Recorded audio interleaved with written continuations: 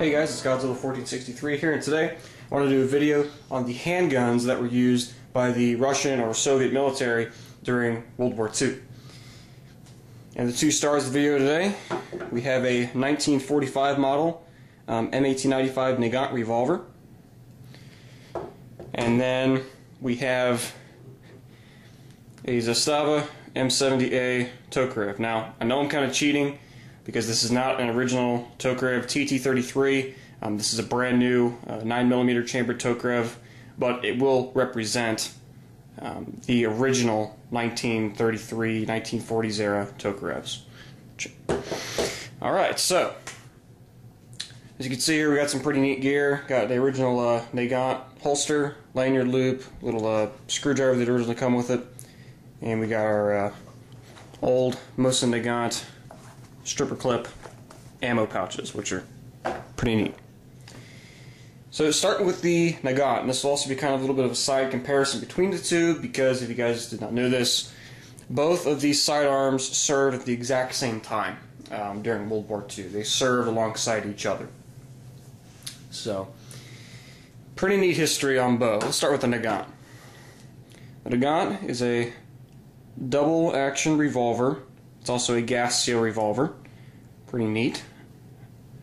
Gas seal basically just means that as soon as the hammer is pulled back, or when the trigger is pulled in double action mode, the cylinder moves forward and becomes locked with the barrel. I'll show you that again. As you can see there, there's a little gap in the middle, like with all revolvers. When the hammer is pulled back, see how it seals that?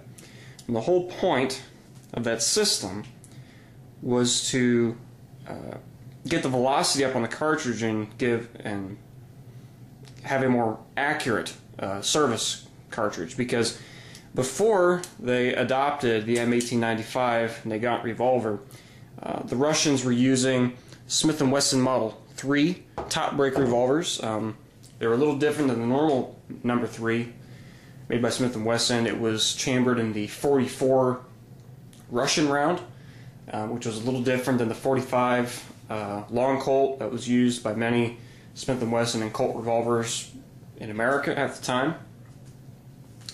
And this was developed in the late 1800s to replace the old Smith & Wesson number 3s that were in Russian service. And for the life of me, even though this is a really neat sidearm, it's pretty neat as far as revolvers go. Not many revolvers were gas seal double action revolvers, but this revolver really did not hold up in comparison, at least in comparison to the old Smith & Wesson number 3, because I'm going to talk about here in a minute some of the combat attributes that a soldier would have to know and feel.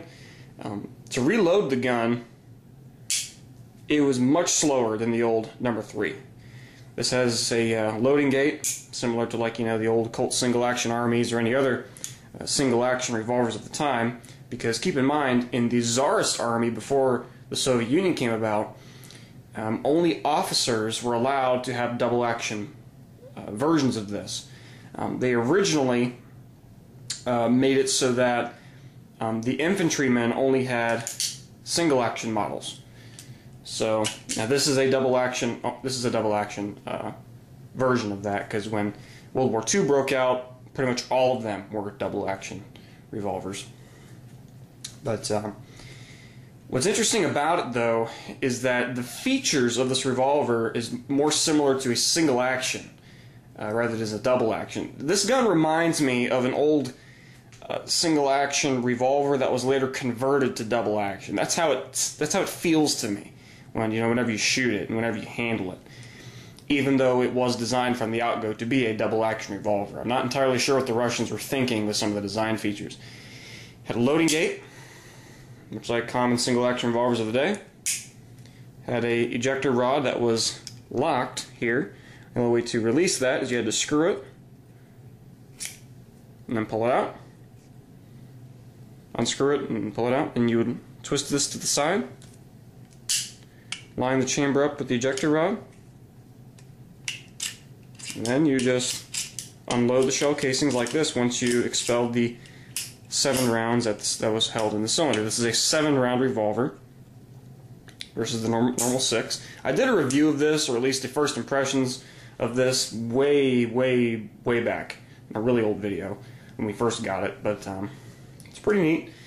The sights on it are pretty non-existent. Let me move this out of the way so you can get a better view of the sights here.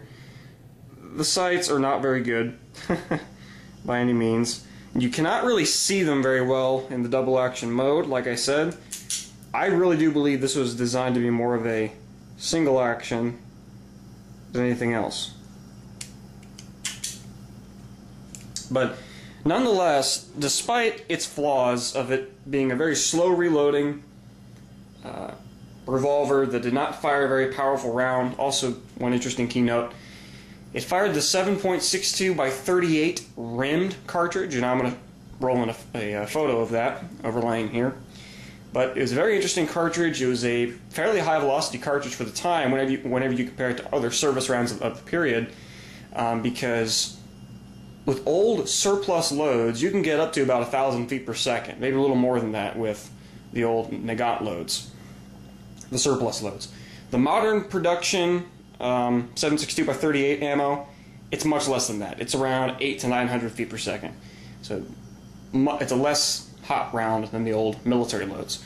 Which, I guess if you think about it then, it did have a unique characteristic back then when it was first introduced as having a higher velocity than most other revolver cartridges of the time. This gun was not really fully replaced by the Tokarev here, which we'll talk about in a minute. It was not fully replaced by this up until around the late 40s, early 50s, when the Makarov started to enter into production. And this served admirably through both World War I and World War II for the Soviets. It provided a cheap, reliable, and simple sidearm for the Soviet military. And I guess if you were going into a building, or you were storming a building in Stalingrad and you had one of these, even though you'd be severely outgunned by other contemporary designs like the Walther P38 and several other types of handguns of the time, I think 7 rounds could have gotten the job done if you're just going up against one combatant. If there were 2 or 3 Germans in that room, you would have been in a lot of trouble. But nonetheless, a very unique piece of military history, and it's a pretty fun gun to go to the range with. It's pretty neat. Now, let's go over to the Tokarev. The Tokarev was basically the Soviet version of the old Browning M1903. And this version here, I talked about before, this is a Serbian-made Tokarev, modern production, as you can see. Has a modern slide-mounted safety. Safety check. We're good to go. This is a single action only handgun. The old original military Tokarevs, they had a 8-round magazine. Very 1911 style, as you can see. The Tokarev, in my mind, borrowed from 3 main firearm designs and concepts. It copied from the M1903, which is very reminiscent of the grip style, as you can see here. It's very reminiscent of the M1903. And it borrowed heavily from the design concepts, the recoil lock operated short recoil system of the M1911. If you break it down even, it breaks down similarly to a 1911, not exactly, but similarly enough. Funny thing to note about the original Tokarevs is that they did not come with a safety. So just imagine this gun having no safety up here at all. And what was interesting about that is, and this in my opinion was a big downside to the original military Tokarevs, is that during World War II, the way that this firearm was carried, it would be carried in the exact same way you'd see right here. It would have fully loaded mag of 8 rounds, no round in the chamber, hammered down. A danger of having even a fully loaded magazine in the original Tokarevs, as you would see here, danger of that, unlike the modern day Tokarevs you see here, see that little lock there? That's a hammer drop safety. The original Tokarevs did not have that. So if they had a round in the chamber, and let's say even if the hammer was lowered, and so if they had to ever pull the gun out, they would have to manually cock the hammer back. But if they ever had a round loaded in the chamber, even with a fully loaded mag, so you'd have 9 rounds loaded up, if you were to drop this, there's nothing stopping that hammer from hitting the firing pin, which is not very good if you think about it. Not very good at all. And you really wouldn't want to get shot with this ammunition either. It fired the 7.62 by 25 millimeter round, which I'll overlay a picture here. And as I said earlier, it borrowed from 3 main guns, the M1903 and the M1911, but it borrowed a cartridge design from the Mauser C96, which is a very high-pressure, bottlenecked cartridge that was very high velocity and packed a lot of energy for the time. At one point in time, the 7.63 Mauser round, which this was designed, which the 7.62 by 25 Tokarev round was a copy of, that round was the most powerful round in existence at one point, just due to pure energy levels. It was the most powerful handgun round in existence at the time. However, the 7.62 by 25 Tokarev round, it does dominate the Mauser as far as muzzle velocity, at least from my understandings. If I'm wrong on that, please correct me. But these guns served the Russians quite admirably. It's a very iconic pistol of what they dub as the Great Patriotic War. And overall, it's a very neat piece. The Tokarev is one of my favorite designs that the Russians put out for a handgun. Fired a very powerful round. It had a very long sight radius, as you can see. And so it was a very accurate gun, very reliable gun, and it was slightly more simple than a 1911. I don't think 1911s or any Browning designs very complicated, but of course one thing that the Russians are very good at is oversimplifying things, which is amazing. Very simple, easy to maintain, and a very, very effective service pistol. Now both of these guns served during World War II, and the funny thing about it is the Soviets, when World War II broke out for them, they had not yet mastered mass production for a number of their firearms. They had a lot of trouble getting their guns mass produced efficiently. And you can even see this with the PPSH-41 submachine gun compared to the PPS-43, which came out a couple years later.